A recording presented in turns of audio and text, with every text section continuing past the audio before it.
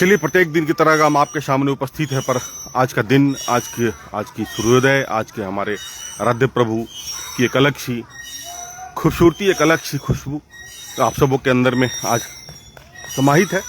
और इसी हमारे आज छठ का तीसरा दिन है और इसी के साथ हमारी आज संध्या का अर्घ होगा और संध्या के अर्घ के साथ हमारा छठ तीसरा दिन होगा। कल हम लोग यहाँ पे छठ की विदा कर देंगे।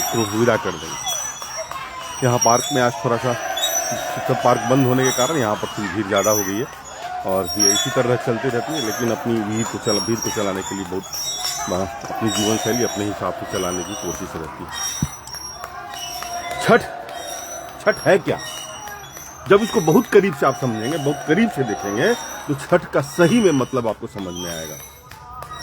अपने अस्तित्व को बचाने की सबसे बहुत ही खूबसूरत पर्व है छठ। अब देखेंगे इस पर कभी समीक्षा करेंगे, इन बातों पर गौर करेंगे। शुरुआत होती है नहाए खाए से। नहाकर खाने का मतलब कि पवित्रता का शुरुआत होता है। ये हमारे सनातन संस्कृति में ऐसा हमेशा का प्रचलन रहा है कि हमको सुबह अपने रसोई घर में जाने के पहले नहाकर ही जाना होता है। ये बनाया हुआ है प्रथा। अभी लोग छोड़ दिए। अभी क्या होता है, सो के उठ के इसी तरह चले जाते हैं। नहाए खाए का मतलब वही होता है कि शुद्धता के साथ भोजन का निर्माण करना। कल खरना था रात में। आपने देखा होगा कि सबों ने मिट्टी के बर्तन में सारा कार्यक्रम मिट्टी के बर्तन में हो गया।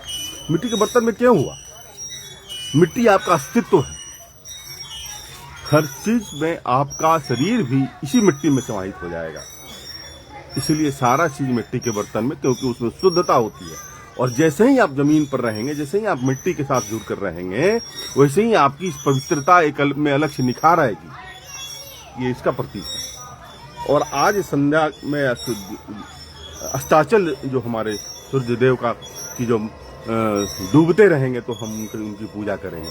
इसकी क्या प्रतीक है?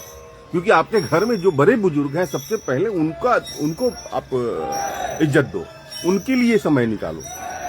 और कल की जो अर्घ होगी वह इसकी प्रतीक है कि नए बच्चों को भी, नए जनरेशन को भी उतना ही इज्जत देना है। अब इसको कैसे बैलेंस करके चलना है, कैसे सामंजस्यता बना के रखनी है, इस बातों को सोच आपको कर रखना है। आपके अंदर में लानी है इसको, अपने अंदर में, कि इस सोच को कैसे विस्तृत करना होगा। और इन सारे सोचों को विस्तृत करने के लिए आपको हमेशा अपने आप को स्वस्थ रखना पड़ेगा। अपने वैचारिक स्थिति को बहुत मजबूत रखने की जरूरत होगी। आपको हमेशा ईश्वर के साथ समर्पित होने की जरूरत होगी। अपने अहंकार को हमेशा पिंडदान करने की जरूरत होगी। कब? जब आप स्वस्थ होंगे। इसीलिए मैं बोलता हूं कि सबसे पहले आपको स्वस्थ होना जरूरी है। आपको हमेशा इस बात का ध्यान रखना है, नियमों में बांध के रखने की जरूरत है। और आज छठ का दूसरा दिन मैं आप सबों को मैं छठ की शुभकामनाएं देता हूं। मेरी बातों पर विचार जरूर करेंगे, मेरी बातों को सोचेंगे। अगर इसमें कुछ त्रुटियां हो तो जरूर मुझे सुझाव देंगे। आप सभी हमेशा बड़ों का मैं चरण वंदन करता हूं, छोटों को बहुत बहुत आशीर्वाद और स्नेह देता हूं। आप सभी खुश रहें, हमेशा मस्त रहें, हमेशा व्यस्त रहें, क्योंकि व्यस्त रहने वाला आदमी कभी भी दुखी नहीं होता है। विचार करेंगे जरूर।